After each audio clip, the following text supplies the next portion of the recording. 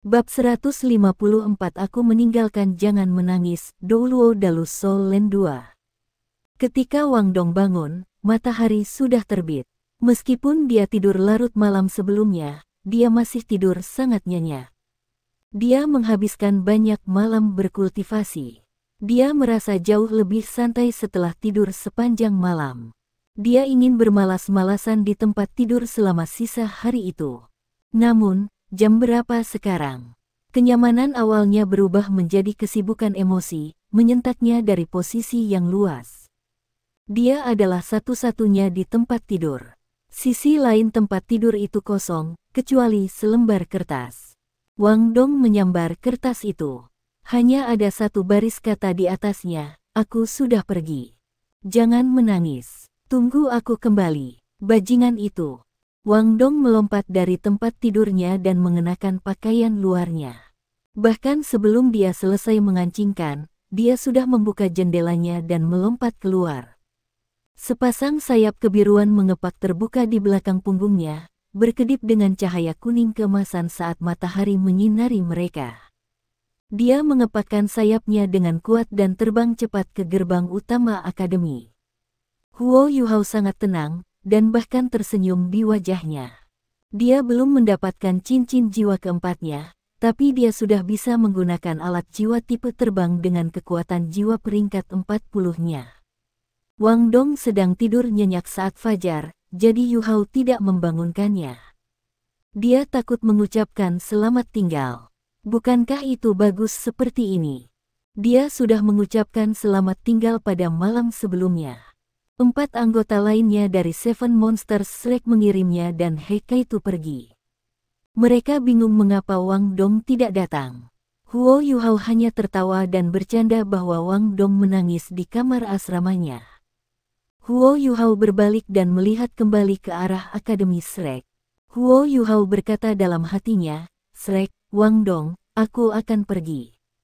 Jangan khawatir. Saya masih ingat bahwa saya berhutang 2 hal kepada Anda." Dia datang ke Akademi Shrek pada usia 11 tahun, dan sekarang dia sudah berusia 14 tahun. Seluruh kepribadiannya telah berubah total dalam 3 tahun ini. Huo Yuhao kewalahan ketika mengingat 3 tahun di Akademi. Seperti apa 2,5 tahun ke depan? Akan seperti apa dia 2,5 tahun dari sekarang? Ketika dia kembali dari Sun Moon Imperial Soul Engineering Academy. Semuanya tidak diketahui. Bahkan jika penatuamu tidak bersikeras mengirimnya ke Akademi Teknik Kekaisaran Sun Moon Imperial, dia akan berjuang untuk kesempatan ini. Huo Yuhao menjadi semakin tertarik pada alat jiwa, semakin dia belajar tentang itu. Lebih jauh, dia bisa merasakan perbedaan antara Shrek Academy dan Sun Moon Imperial Soul Engineering Academy dalam hal alat jiwa. Dia yakin bahwa pedang penghakiman yang telah menyebabkan jiwa bela diri Ma Xiaotao berubah adalah sesuatu yang guru Shrek Academy tidak dapat ciptakan bahkan jika mereka bekerja bersama. Perbedaannya bukan hanya dalam hal sumber daya yang berharga. Lebih penting lagi, itu dalam hal konsep di balik alat jiwa dan jumlah akumulasi penelitian. Huo Yuhao dan Heikaitu memilih 2 jalan yang berbeda meskipun mereka berdua belajar membuat alat jiwa. Huo Yuhao lebih fokus pada alat jiwa pertarungan jarak dekat, dan alat jiwa dikendalikan oleh tubuh seseorang. Di sisi lain, Heikaitu lebih ke alat jiwa stasioner, dan terutama meriam alat jiwa stasioner. Meriam alat jiwa stasioner yang mereka beli dari Starlight Auction House memiliki banyak kegunaan. Penatuamu pernah menyebutkan bahwa dia telah menyelinap ke Kekaisaran Sun Moon untuk tujuan pengintaian sebelumnya. Dalam 1000 tahun berikutnya, meriam alat jiwa stasioner terikat untuk menjadi alat jiwa terkuat. Itu karena meriam alat jiwa stasioner dapat melebur dalam formasi inti lebih banyak terlepas dari ukurannya, dan menggunakan bahan yang lebih baik tanpa batasan. Ketika Heikaitu menyadari bahwa bakatnya dalam alat-alat jiwa tidak ada bandingannya dengan milik Huo Yuhao, dia dengan tegas membuat pilihan untuk fokus pada bidang-bidang tertentu. Huo Yuhao juga berhenti belajar tentang penciptaan alat jiwa stasioner setelah Heikaitu membuat pilihannya. Keduanya memiliki target yang harus dipenuhi. Selama 1,5 tahun terakhir, Huo Yuhao dan He Kaitu telah membuat beberapa kemajuan dalam rencana tentara tertinggi.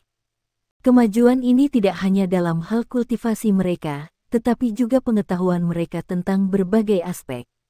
Tentu saja, mereka membutuhkan lebih banyak waktu untuk mencerna pengetahuan yang mereka miliki saat mereka belajar lebih banyak. Menurut rencana Departemen Alat Jiwa Akademi SREC, 2,5 tahun ini akan menjadi waktu bagi mereka untuk mengasimilasi semua pengetahuan mereka. Yan Shaoze adalah orang yang memimpin grup dari Akademi SREC kali ini. Selain He Kaitu dan Fan Yu, ada 8 bakat luar biasa lainnya dari halaman batin Departemen Alat Jiwa Akademi SREC yang datang dalam perjalanan ini. Meskipun murid-murid halaman dalam Departemen Alat Jiwa tidak bisa dibandingkan dengan murid-murid halaman dalam Departemen Jiwa Marsial, mereka masih luar biasa, telah dipelihara oleh Departemen Alat Jiwa. Selanjutnya, para siswa dari Departemen Alat Jiwa Akademi SREC berasal dari Departemen Jiwa Marsial. Kemampuan mereka untuk masuk ke Akademi SREC sudah membuktikan bahwa mereka tidak biasa. Murid halaman batin Departemen Alat Jiwa yang dipilih saat ini setidaknya adalah Raja Jiwa, dan setidaknya Insinyur Jiwa kelas 5. Mereka akan sangat luar biasa bahkan di Kekaisaran Sun Moon. Tentu saja, Insinyur Jiwa kelas 5 dari SREC Academy tidak dapat dibandingkan dengan Insinyur Jiwa kelas 5 dari Sun Moon Imperial Soul Engineering Academy. Huo Yuhao dan He Kaitu terbang di belakang kelompok. Ada lencana Insinyur Jiwa kelas 6 di dada He Kaitu. Lencana Soul Engineer berbeda menurut kelasnya. Mereka semua mengadopsi bentuk adas bintang, tetapi lencana berwarna biru untuk Insinyur Jiwa kelas 1 hingga kelas 3, yang dibedakan menggunakan bintang berukir berlian. Lencana berwarna ungu untuk Insinyur Jiwa kelas 4 hingga kelas 6, hitam untuk Insinyur Jiwa kelas 7 dan 8, dan merah untuk Insinyur Jiwa kelas 9. Karena belum pernah ada Insinyur Jiwa kelas 10 sebelumnya, lencana Insinyur Jiwa kelas 10 tidak ada. Lencana Huo Yuhao berwarna biru, dan memiliki 3 bintang berukir berlian di atasnya. Lencana He Kaitu berwarna ungu, dan memiliki 6 bintang berukir berlian di atasnya. Ini mewakili jurang yang sangat besar di antara mereka. Hanya He Kaitu yang menyadari bahwa Huo Yuhao tidak kalah dengan dia, selain menciptakan alat jiwa yang diam. Hanya saja kekuatan jiwa Huo Yuhao kurang. Selain itu, He Kaitu bahkan membawa beberapa alat jiwa yang diciptakan oleh Huo Yuhao. He Kaitu telah berhasil mencapai peringkat 50 hanya sebulan yang lalu. Dia telah memperoleh cincin jiwa kelimanya dan menjadi Raja Jiwa. Dengan demikian, gelar Insinyur Jiwa kelas 6-nya tidak hanya untuk pertunjukan. Itu juga cocok bagi Huo Yuhao untuk mengenakan lencana Insinyur Jiwa kelas 3, karena ia memiliki 3 cincin jiwa. Lagi pula, peringkat kekuatan jiwa Insinyur Jiwa dan kelas Insinyur Jiwa memiliki koneksi langsung, meskipun itu mungkin dilakukan di luar kelas seseorang. SREC Academy terletak di wilayah Tenggara Kekaisaran Jiwa Surgawi, sementara Maple Leaf City berada di wilayah Barat Daya Kekaisaran Jiwa Surgawi. Kekaisaran Sun Moon dapat dicapai dengan bergerak ke barat ke perbatasan wilayah barat. Jarak terbang sekitar 2 kali jarak antara SREC City dan Star Luo City. Para siswa harus beristirahat setiap 2 jam karena kekuatan jiwa mereka yang terbatas. Yan Shaoze tidak membawa sisanya seperti Penatua Suan miliki. Mereka baru tiba di tempat tujuan sore itu. Maple Leaf City berada di sisi barat Kekaisaran Luo Star, dekat dengan perbatasannya yang sangat aktif dengan Kekaisaran Sun Moon. Maple Leaf City menangani banyak logistik militer dari Heavenly Soul Empire. Pada saat yang sama, itu adalah kota perdagangan dan komersial yang penting di perbatasan. Meskipun itu tidak sejahtera seperti kota SREC, itu tidak kalah dalam hal ukuran. Setelah memasuki kota, Yan Shaoze membawa para siswa untuk mencari hotel tempat tinggal. Dia memerintahkan mereka untuk beristirahat dengan baik. 8 siswa dari halaman dalam mengenal satu sama lain dengan sangat baik. He Kaitu dan Huo Yuhao lebih muda, dan akademi itu juga merahasiakannya setelah mereka memasuki Ultimate Soldier Plan, sehingga para senior halaman dalam tidak tahu banyak tentang mereka. Namun, lencana kelas 6 Heikaitu menarik perhatian mereka. Dia Kaitu belum memasuki halaman dalam, dan dia baru berusia 17 tahun. Ada insinyur jiwa kelas 6 lain di antara murid-murid halaman dalam selain Heikaitu. Dia juga pemimpin 8 siswa. Yan Shaoze mengumumkan istirahat, dan insinyur jiwa kelas 6 ini mulai memberi isyarat agar Huo Yuhao dan Heikaitu bergabung dengannya. Mereka berdua saling memandang sebelum melangkah maju bersama. Senior, instruksi apa yang kamu miliki untuk kami? Keduanya menyambut insinyur jiwa kelas 6 ini dengan hormat. Senior ini terlihat senang dengan mereka berdua. Dia tersenyum di wajahnya dan berkata, kalian berdua tidak harus begitu formal. Kita semua berasal dari akademi yang sama. Hanya saja aku belum pernah melihat kalian di halaman dalam sebelumnya. Sepertinya Anda berdua sangat berbakat, karena Anda berdua di sini dalam pertukaran ini. Kaitu, kamu murid guru Fan Yu, kalau aku tidak salah. Oh ya, nama saya Ye Xiaosheng. Anda bisa memanggil saya Brother Seng. Saudara Seng, Huo Yuhao dan Heikaitu berkata dengan hormat. Ye Xiaosheng menganggukkan kepalanya dengan puas dan berkata, seekor ular tidak bisa merangkak tanpa kepalanya. Kita semua dari Shrek, dan ini adalah kesempatan berharga. Kami memiliki misi penting untuk dijalankan juga. Jika ada yang Anda butuhkan, Anda bisa datang dan menemukan saya. Heikaitu tersenyum dan menjawab, terima kasih, Brother Seng. Anda juga dapat menginstruksikan kami jika ada sesuatu yang Anda ingin kami lakukan. Ye Xiaosheng awalnya khawatir bahwa Heikaitu akan merebut peran kepemimpinannya. Dia jauh lebih lega setelah percakapan singkat ini. Tapi dia juga tidak akan menyulitkan Heikaitu. Bagaimanapun, Heikaitu adalah seorang insinyur jiwa kelas 6 juga, dan juga murid pewaris Fan Yu. Dia baik-baik saja selama Heikaitu tidak memengaruhi peran kepemimpinannya. Aku pikir aku tidak dalam posisi untuk mengajari kalian berdua. Saudaraku, Anda tidak harus berdiri pada upacara. Kalian berdua juga harus beristirahat setelah perjalanan panjang ini. Setelah dia selesai berbicara, Ye Xiaosheng melambaikan tangan sebelum pergi. Heikaitu dan Huo Yuhao saling menatap sejenak sebelum tersenyum. Setelah itu, mereka kembali ke kamar masing-masing. Siswa Shrek Academy segera selesai berkemas pada pagi kedua, dan mengikuti Yan Shaoze dan Fan Yu ke alun-alun pusat kota Maple Leaf. Huo Yuhao segera mengenali Meng Hongchen dan Xiao Hongchen, yang merupakan musuh yang akrab. Mereka berdua berusia 17 tahun sekarang, dan tidak terlihat jauh berbeda dari orang dewasa. Mereka berdiri di garis depan kelompok Sun Moon Imperial Soul Engineering Academy. Yang mengejutkan Huo Yuhao adalah bahwa Jing Hongchen datang secara pribadi.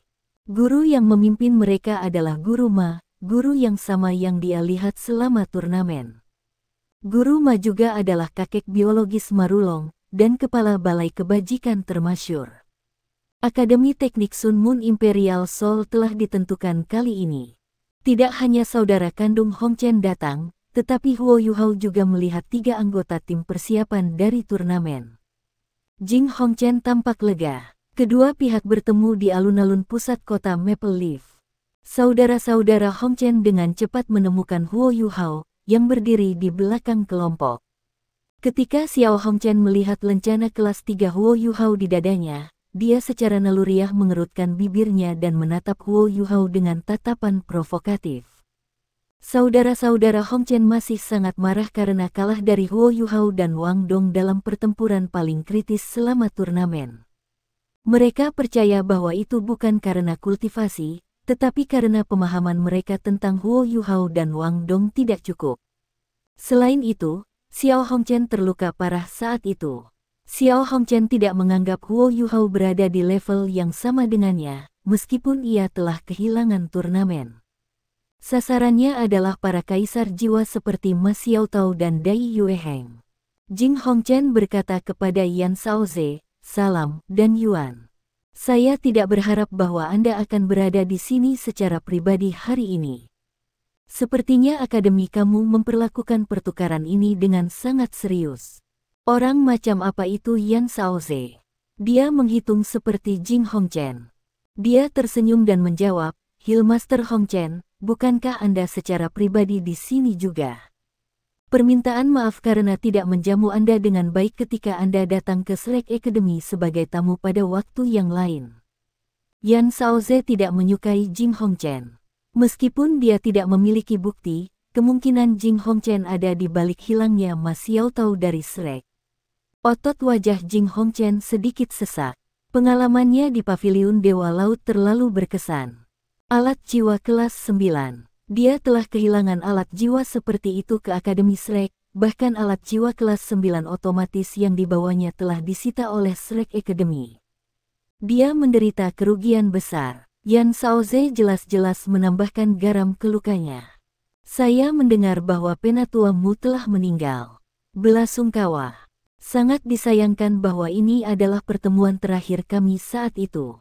Dia adalah yang paling kuat dan paling pantas dihormati di antara semua titlet Douluo yang pernah saya lihat. Yan Shaoze menerima kata-kata itu dengan dingin. Kematian penatuamu merupakan pukulan besar baginya. Dia menjawab, Healmaster Hongchen, mari kita memotong kata-kata yang tidak penting. Karena kita sudah menyetujui ini sebelumnya, mari kita tukar siswa kita sekarang. Saya mewakili Departemen Jiwa Bela Diri Akademi Slack dalam menyambut siswa Anda untuk pertukaran ini.